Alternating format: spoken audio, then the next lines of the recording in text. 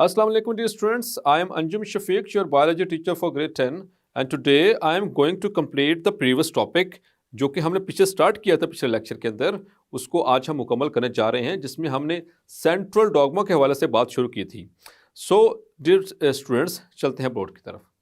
So dear students, हम previous lecture में discuss कर रहे थे कि डीएनए जो है वो किस तरह से काम करता है क्रोमोसोम के अंदर, और इसमें एक चीज़ हमने देखी कि जो ट्रेड्स होते हैं हमारी बॉडी के अंदर, किसी भी तरह ट्रेड क्या होता है हमने इसको डिफाइन किया था, किसी भी तरह का करेक्टरिस्टिक हमारी बॉडी के अंदर, जैसे eye colour, hair colour, skin colour, height, intelligence, all these characteristics are called as traits. So these traits, इनको बनाता कौन है? These traits are made by specific proteins. इनको मखसूस तरह की प्रोटीन्स बनाती हैं, जैसे कि आई कलर, जैसे कि हेयर कलर, जैसे कि हमारी height, and every kind of trait that is made by the proteins. और ट्रेड्स क्या हैं dear students? The characteristics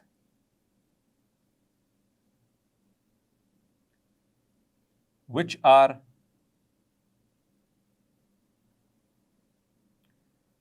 transmitted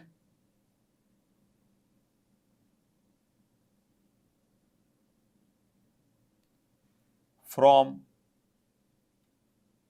parents to the offsprings.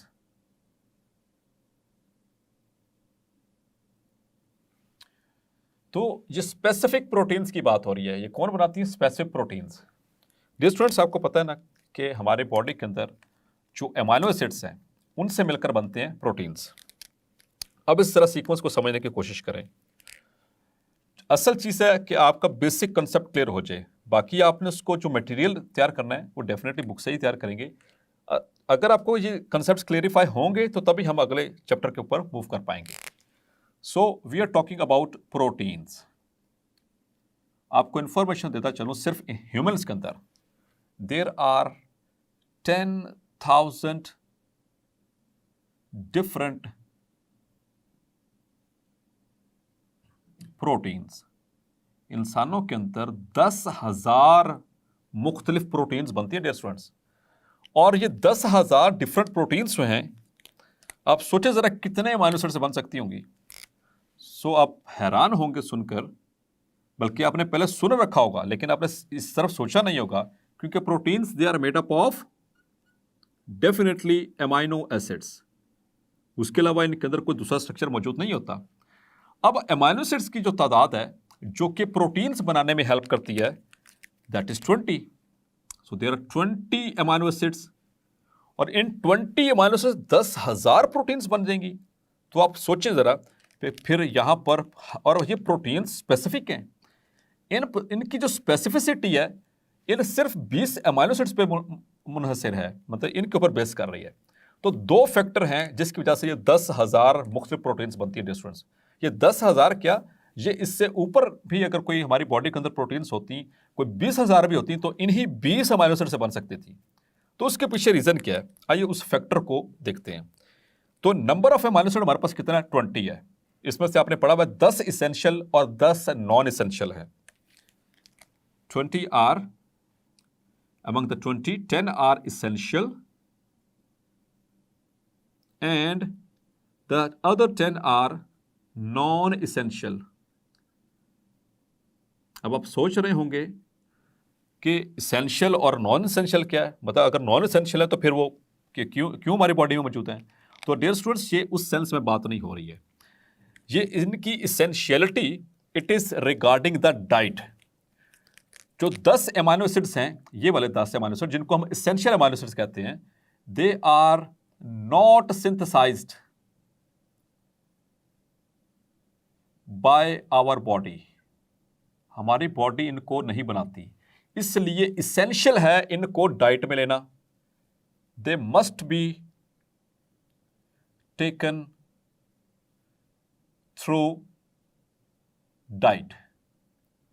और 10 जो ये वाले नॉन एसेंशियल हैं, they are synthesized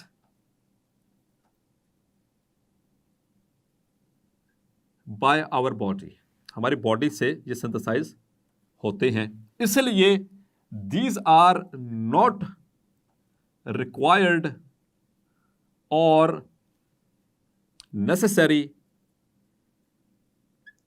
to be taken through diet. अगर हम ये डाइट में ना भी लें तो गुजारा चल जाएगा, क्योंकि ये वाले 10 नॉन एसेंशियल अमाइनो एसिड हमारी बॉडी बना रही है। तो ये कॉन्सेप्ट क्लियर हुआ। अब आते हैं इस पे। तो अमाइनो एसिड्स जो हैं ये 10,000 प्रोटीन्स बना रहे हैं। किस तरह से dear students? The reason is the 2 factors, और वो 2 फैक्टर क्या हैं? Number 1 is the number of amino acids in a protein. हर प्रोटीन के अंदर नंबर ऑफ अमाइनो एसिड मुख्तलिफ है, पहली बात। और दूसरा जो सबसे अहम चीज है, मैं इसको इस तरह से हाईलाइट करता हूं, the sequence of amino acids. Yes dear students, ये बहुत अहम चीज है। एक तो नंबर और दूसरा उनकी तरतीब। तो जिस तरतीब से लगती हैं और जितना उसका नंबर है प्रोटीन का, यही इस चीज को मुनफरिद बनाता है, यही इसको स्पेसिफिक बनाता है। तो ये कॉन्सेप्ट क्लियर हुआ। लेट्स सपोज, जैसे कि मैं आपको एक छोटी सी एग्जांपल देता हूं, फिर आगे मूव करते हैं। हीमोग्लोबिन का नाम तो सुना आपने, haemoglobin, that is an iron containing protein. It is iron containing protein, और ये कहां पर होती है dear students? It is present in the RBCs. ये हमारे जो रेड ब्लड सेल्स होते हैं उनके अंदर मौजूद है, यानी हमारे एरिथ्रोसाइट्स के अंदर। अगर आप हीमोग्लोबिन का स्ट्रक्चर देखें, इट हैज गॉट 4 चेन्स, इसकी 4 चेन्स होती हैं, 2 अल्फा चेन्स और 2 बीटा चेन्स। हर अल्फा चेन के अंदर हैं 141 अमाइनो एसिड्स,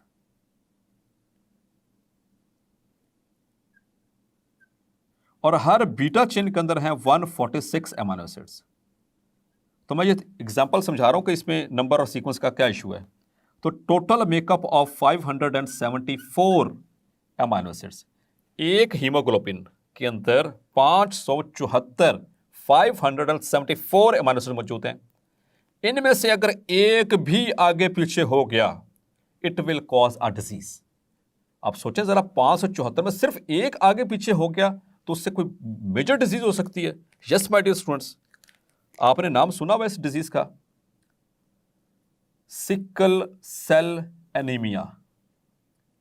ये एक जेनेटिक डिसऑर्डर है। ये किस वजह से होता है कि यहां पर जो बीटा चेन है, बीटा चेन, इसमें पोजीशन नंबर 6 के ऊपर होता है एक अमाइनो एसिड, उसे कहते हैं ग्लूटामिक एसिड, एक नॉर्मल चेन में। लेकिन किसी वजह से, म्यूटेशन होने की वजह से या किसी गलती की वजह से, इस ग्लूटामिक एसिड की जगह ले लेता है वेलिन। हालांकि वेलिन भी अमाइनो एसिड है, ये भी अमाइनो एसिड है और ग्लूटामिक एसिड भी, लेकिन इसको रिप्लेस कर देता है। उसकी वजह से जो रेड सेल, पता है कैसे बनते हैं? जो नॉर्मल हमारा रेड ब्लड सेल है वो इस तरह से होता है डियर स्टूडेंट्स, ऐसे गोल सा स्फेरिकल। बटर स्कॉच खाइए ना आपने, बिल्कुल उसी तरह से, साइडों से उभरा हुआ, दरमियान में से पिचका हुआ और स्फेरिकल गोल। ये हमारा नॉर्मल आरबीसी है। जबकि इस कंडीशन में सिर्फ एक अमाइनो एसिड आगे पीछे हो जाने की वजह से at position number 6 glutamic acid की जगह लग जाता है वेलिन, तो उससे जो रेड सेल बनता है वो इस तरह का होता है, सिकल शेप्ड, दरांती की तरह का, लाइक दिस, एक अमाइनो एसिड। तो ये अहमियत है डियर स्टूडेंट्स, नंबर की भी और सीक्वेंस की भी। एक अमाइनो एसिड का सीक्वेंस यहां पे खराब हुआ तो ये एबनॉर्मल रेड सेल बन गया। अब ये abnormal red cell, it is not able to carry the oxygen carbon dioxide. तो ऐसे पर्सन्स को, फिर ऐसे बच्चों को ब्लड ट्रांसफ्यूजन देनी पड़ती है रेगुलर इंटरवल्स के साथ साथ। क्लियर? तो ये आपको तरतीब समझ आई। चलें अब आते हैं, ये तो स्पेसिफिक प्रोटीन्स तो बन गई। अब इन प्रोटीन्स जो हैं, ये हमारे पास जितने भी हैं, इनकी जो इंस्ट्रक्शंस हैं उनको हम कहते हैं जीन्स। जीन्स को मैंने पहले भी डिफाइन किया, अब दोबारा से डिफाइन कर देता हूं। What is a gene? So gene, it is a particular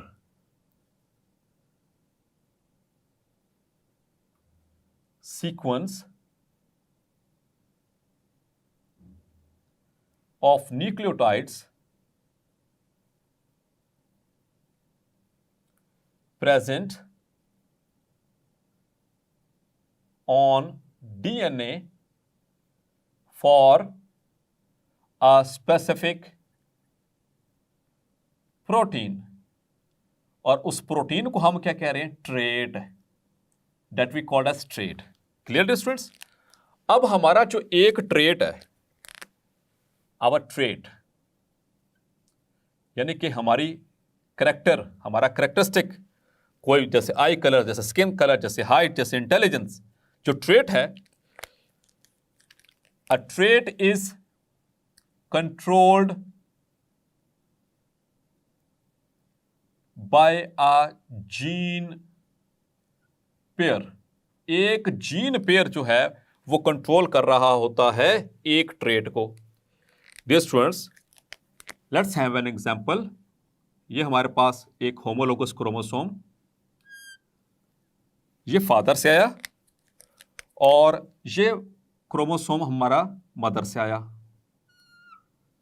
let's suppose, और ये दोनों आपस में क्या है? होमोलोगस। होमोलोगस में बता चुका हूं कि जिनके ऊपर जीन्स की लोकेशन सेम हो, दिखने में एक जैसे लग रहे हो, ऐसे क्रोमोसोम और जो पेयर की शक्ल में होंगे उन्हें कहा जाएगा होमोलोगस क्रोमोसोम। इसके लेट्स सपोज कि यहां पर है the gene for eye colour, let's suppose we say eye colour,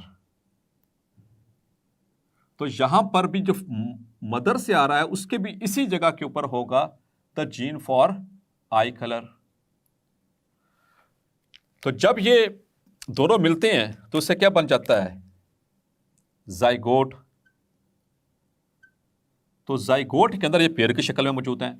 अब फादर का लेट्स सपोज कि आई कलर है ब्लैक, मैं इसको रिप्रेजेंट कर रहा हूं कैपिटल बी से, और मदर का आई कलर है ब्राउन और मैं इसको रिप्रेजेंट कर रहा हूं स्मॉल बी से। Clear dear students?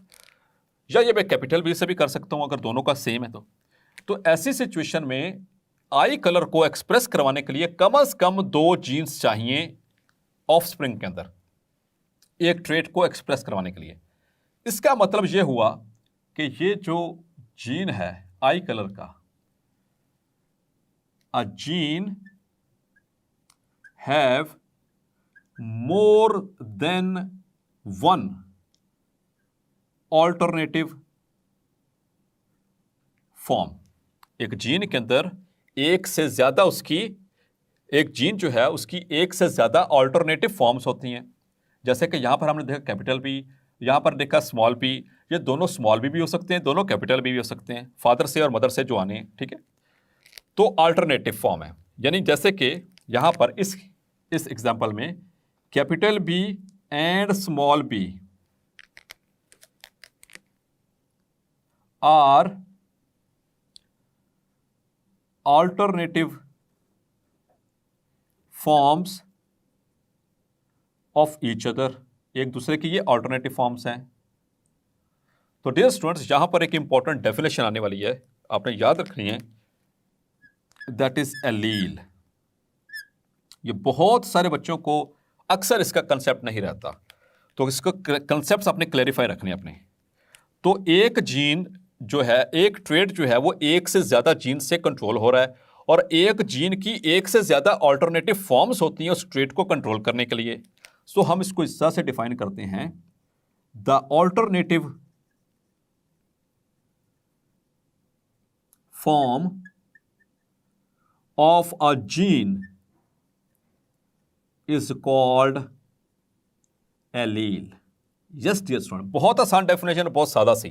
जैसे कि in case of this example, ये capital B it is an allele with respect to this gene, ये जीन पेयर है और ये आपस में अब क्या कहलाएंगे? एलील्स कराएंगे। है जीन ही, एक ट्रेट को कंट्रोल कर रहे हैं। शर्त क्या है कि एक ट्रेट को कंट्रोल कर रहे हूं, तो एक ट्रेट को कंट्रोल करवाने के लिए कम से कम एक पेयर चाहिए जीन का, और उसमें जो जीन पेयर है वो आपस में क्या कहलाएंगे?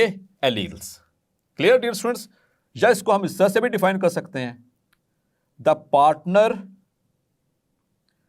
Of a gene pair for a particular trait.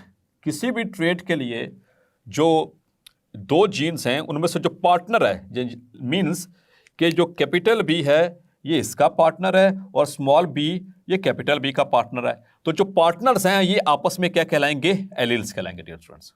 Clear. यहां पर एक और टर्म आने वाली है बहुत इंपॉर्टेंट। अब देखें कि यहां पर ये क्रोमोसोम पे कहां पर पड़ा हुआ है, आप इसको डिफाइन कर सकते हैं कि let's suppose this is chromosome number 3, this is chromosome number 3। तो क्रोमोसोम नंबर 3 के अपर आर्म की टिप के ऊपर मौजूद है ये आई कलर का जीन। इसको मैं किस तरह से बता रहा हूं, chromosome number 3 short arm tip. तो मैंने यहां पे क्या बताया आपको, ये तो मैंने आपको इसका एड्रेस बता दिया। जैसे मैं कहता हूं जी आप कहां रहते हैं, जी मैं फलां गली के फलां हाउस नंबर में रहता हूं। क्लियर। तो इसी तरह से मैंने बताया कि क्रोमोसोम नंबर 3 उसका शॉर्ट आर्म, अपर आर्म और उसकी टिप के ऊपर मौजूद है the gene for eye colour. तो ये मैंने उसका आपको पता बताया, लोकेशन बताई है। तो ये जो लोकेशन बताई है इसे कहते हैं लोकस। Important short question. तो इसको हम किस तरह से डिफाइन करेंगे, द पोजीशन और location of a gene on chromosome is called locus, और इसकी जो प्लूरल फॉर्म है इसे कहते हैं लोकाई, या कुछ इसको लोसाई भी कहते हैं, but the best is loci. Clear dear students. तो यहां पर इंपॉर्टेंट चीजें हमने डिस्कस की, कंसेप्ट को क्लियर किया। ये एग्जाम पॉइंट ऑफ व्यू से locus, what is locus, what is allele, what is trait, what is gene and how genes are controlling the traits. तो ये डियर स्टूडेंट्स हमने इसको अपने जहन में रखना है, इस कंसेप्ट को बिल्कुल आपस में इंटरमिक्स नहीं होने देना। क्लियर। सो डियर स्टूडेंट्स आपने देखा कि किस तरह से प्रोटीन्स जो होती हैं वो इतनी स्पेसिफिक होती हैं अपने सीक्वेंस में और दूसरे नंबर पर अपनी तादाद के अंदर। डियर स्टूडेंट्स प्रोटीन्स को बनवाने के लिए जो अमीनो एसिड्स चाहिए उनके अंदर अगर एक अमीनो एसिड की भी गड़बड़ी हो गई तो नॉर्मल प्रोटीन नहीं बनने वाली, जैसा कि आज के लेक्चर में हमने देखा। आज का लेक्चर होपफुली आपको क्लैरिफाई हो गया होगा। मिलते हैं नेक्स्ट लेक्चर में, तब तक अपना ख्याल रखिएगा। अल्लाह हाफिज़।